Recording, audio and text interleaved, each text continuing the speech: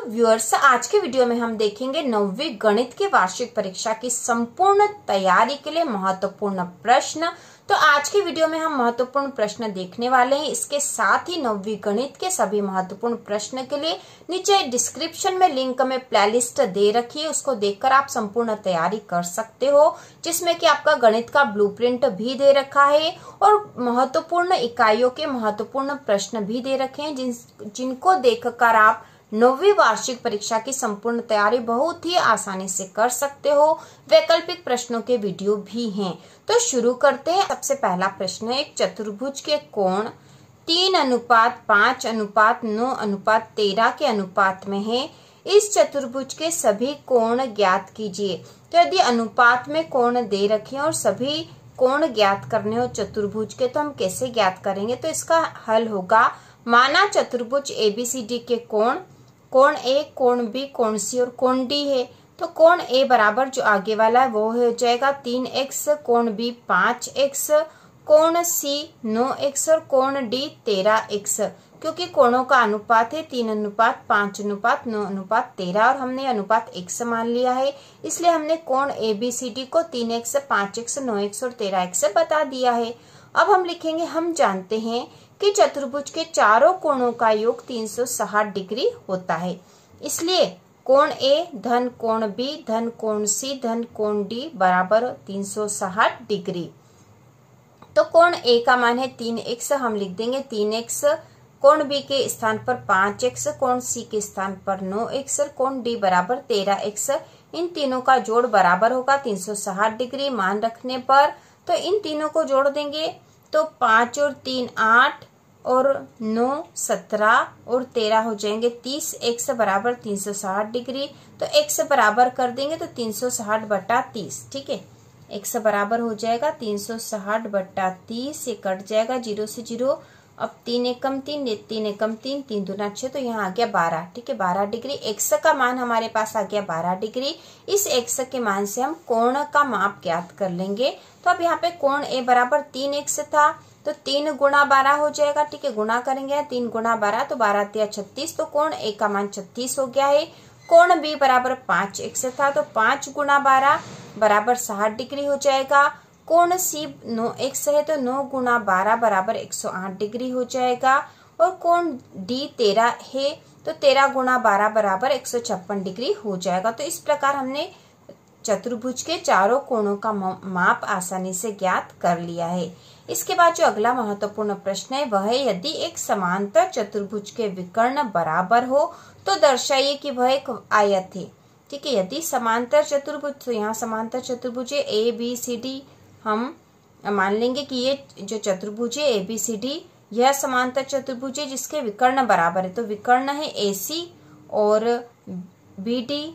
ठीक है, ये दोनों इसके विकर्ण है और ये दोनों कैसे बराबर है, हमें दे रखा है। और ये एक समांतर चतुर्भुज है। समांतर चतुर्भुज के आमने सामने की भुजाएं बराबर होती है। तो हम हल करेंगे, दिया है एबीसीडी एक समांतर चतुर्भुज है जिसके विकर्ण एसी बराबर है बीडी, क्योंकि ऐसा तो हमें दिया है। सिद्ध करना है एबीसीडी एक आयत है। तो इसको हम हल करेंगे, तो इस प्रकार से करेंगे, त्रिभुज एबीसी, तो त्रिभुज ए बी सी ये वाला त्रिभुज, और त्रिभुज डीसीबी, त्रिभुज डीसीबी मतलब ये वाला। ठीक है, ये त्रिभुज और ये वाला त्रिभुज। ठीक है, इन दोनों त्रिभुजों में हम बताएंगे AC बराबर है BD। ठीक है, AC बराबर है BD, क्योंकि ऐसा तो हमें दे रखा है।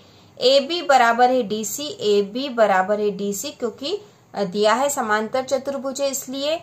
इसके बाद है BC बराबर है BC, उभयनिष्ठ भुजा है। ठीक है, इन दोनों कोणों में, इन दोनों त्रिभुजों में BC उभयनिष्ठ है, मतलब दोनों में कॉमन है, तो ये बराबर है। तो इस प्रकार इन दोनों त्रिभुजों में 3 भुजाएं बराबर बता दी हमने। ठीक है, इसमें AB DC के बराबर है, AC DB के बराबर है और BC बराबर है BC के। तो ऐसी स्थिति में त्रिभुज ABC सर्वांग सम है त्रिभुज DCB के, भुजा भुजा भुजा सर्वांग समता से। ठीक है, तीनों भुजाएं बराबर है, तो भुजा भुजा भुजा सर्वांग समता से कोण ABC बराबर है कोण DCB। ठीक है, कोण ABC बराबर हो जाएगा, क्योंकि हमने यहाँ पे त्रिभुज एबीसी सर्वांग सम बता दिया डीसीबी के। यदि दो त्रिभुज सर्वांग सम है तो उनके जो संगत कोण है वह भी बराबर होते हैं, इसलिए कोण एबीसी मतलब ये वाला कोण बराबर होगा कोण डीसीबी के मतलब इस कोण के। ठीक है, ये कोण और ये कोण बराबर होंगे।